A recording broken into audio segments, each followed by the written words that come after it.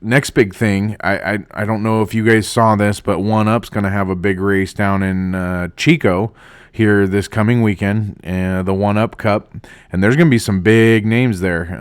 I saw a couple of those boys have been practicing at our local tracks up at RC Plus and Superior, and it's good. It's good to see those guys getting down and dirty with some of the locals. Like that's exciting to see, and that that they're willing to throw down with some of us and get their hands dirty, if you will, a little bit with some local racers, and not just always racing with the pros. So that part's super cool to see. I did see some social media posts about that, and that's really cool. So, and I'm looking forward to some coverage on that race because it's a local West Coast race. One Up is a local brand to us as well. They're very close to us, being in Southern Oregon. I think they're just up north from us a little ways. And, it's pretty rad. There's some big upcoming events coming up on the West Coast that we're going to try and attend, actually, I think. We're going to try and attend some of these big ones just to get some footage for you and to just get content for you guys and show you. And then, of course, we'll probably be visiting quite a few hobby shops in the meantime, being that we're going to those races. So we'll give you guys some good content there too. And, wanted to just jump on here today and talk about that. The other big thing that's coming too is I went up to Poorboys yesterday.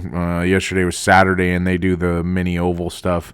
And we did some oval racing. It wasn't your traditional racing. It was kind of a spur of the moment thing, and it was fun though. We were able to. I ended up running my Losi Mini B car that's converted to a Hack Fab modified, and I was running my Euro truck. All right, Euro truck's on the oval. Two guys running here. I only catching the very end of this race. We're on a 50-lap race. Ryan and Walt going at it side by side. Ooh, Walt looking to the inside of Ryan. Ooh, and I also have the slash modified or slash mud boss, depending on what you want to call it. I ran that as well. It's a little bit big for that car's a little bit too big and too fast for our oval right now. When the new rendition goes down with the new carpet here in about a month or so, probably we'll see probably a little bit bigger oval, which will make maybe the 10 scale stuff doable. I don't know. I'm really hoping so, because I've got a couple other 10 scale oval cars that I'm real interested in running and being competitive in, especially here locally. And so I'm excited for that. I know we got to talk a bunch last night with quite a few people at the track and just getting the rundown of what the time frame is with the carpet.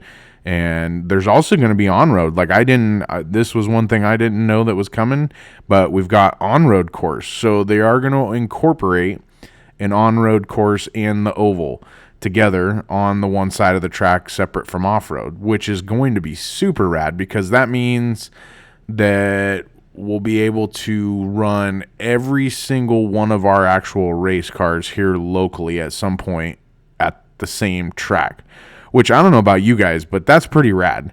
Like, we have a group of individuals that have provided a place for us to run that many different cars. I mean, you can run everything from a two-wheel drive B7 buggy to a short course truck to a stadium truck to a four-wheel drive mod wheeler to an F1 on-road car, a GT12 on-road car, a NASCAR oval or NASCAR on-road, or TTO2, TTO1. I mean, the list goes on and on. And it's like, man, that's crazy to think about, that you could have one facility that would allow you to race that many, or you would have the opportunity to race all those different RC cars in the same building. And so, I just wanted to draw the attention to that, because, some of you other racers that are here local that maybe don't do off-road, maybe you guys need to get your on-road stuff tuned up. And because on-road and oval is coming in strong, as soon as that new carpet goes down and they get that new course laid in, it's going to be, I'll tell you what, guys, it's going to be a good time, and you guys are going to be glad that you listened to the podcast and showed up, because and the nice part is, and this is what excites me about it, is because don't get me wrong, off-road is really, really fun, but getting started in off-road, like getting a buggy and having it complete, ready to go, can usually cost a racer like right around $1,000. I mean, give or take. But no matter how you slice it or dice it, it's usually about $1,000. Even going as like budget friendly on electronics as you can, it's usually about $1,000. And with the on-road stuff, it's not even close. I mean, you can literally, the NASCAR, and which NASCAR can be ran oval or on-road, you can buy that car for $189 off the shelf, and Losi puts the double A's in the box for the remote, and go charge it up and run a class at your racetrack. Like, that's pretty rad. Like, you don't, I mean, yes, you'd have to do a transponder. So, and most of the tracks rent them for $5. So, worst case is you'd be your entry fee plus $5 for a rental transponder. But that's not terrible. Like, you're $200 to be racing, like paid, entered transponder on the car, ready to go. And so, you want to talk about budget friendly, and like as far as bringing entries to your track, bringing more people to the hobby, like that's a very very compelling argument when it comes to, how expensive is it? Because that's usually the first question everybody asks, is like, how expensive is it for me to get my kid into this? And it's like, well, you can buy this Losi NASCAR, which you can run in 2 different classes, which aren't going to necessarily be ran on the same day, but you're going to have one day that oval is racing and you can run the NASCAR in an oval class, and then the next night or 2 nights later you might have a different club night where they run on-road and you can run the Losi NASCAR in that. But you're about $200 for the car, and yeah, that's all you need actually. Yeah, that comes with the charger, comes with 1 battery. You'd be good to go. And I know that if I was a parent nowadays, $200 to be racing, you'd be like, what's the catch, And there is no catch. That's the cool part. So I know that there's a lot of sometimes beef between oval, on-road, and off-road, but we have to remember, guys, that we are trying to expand the hobby. And the only way for us to do that is to be on the same page about our tracks, our differences, trying to get more people to the track. I mean, it's a common goal is really what it is, and we have to understand that. And so I just kind of wanted to,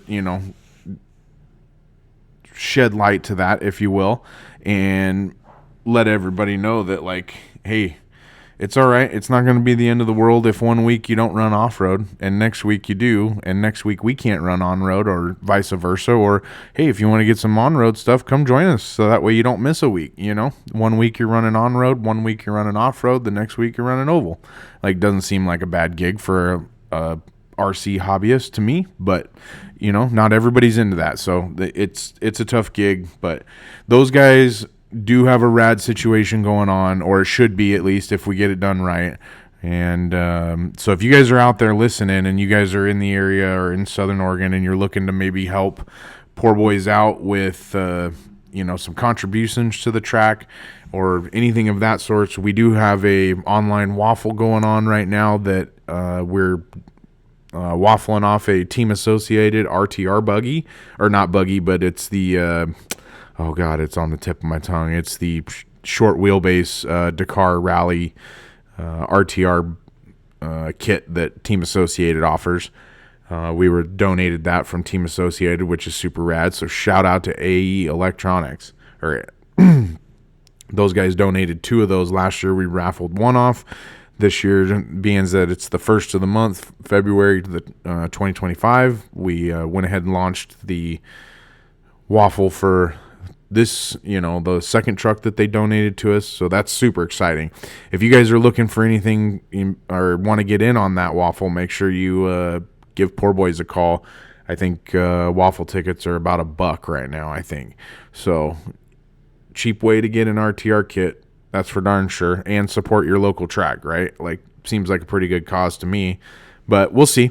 We'll see how well it how many funds it raised, because we do still need quite a few funds. We're still trying to round up quite a bit to get new pipe and all kinds of, the track needs all kinds of stuff. We are always trying to improve the facility, and yeah, it's always an ongoing thing, if you will. So, but we are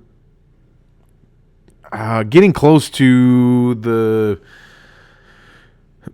kickoff of our 2025 off-road season, and we're excited. I know you guys know that we've got that race coming up at the brewery, and that'll probably be our next launch and content, just because this next week we've got to be grinding to get our cars ready.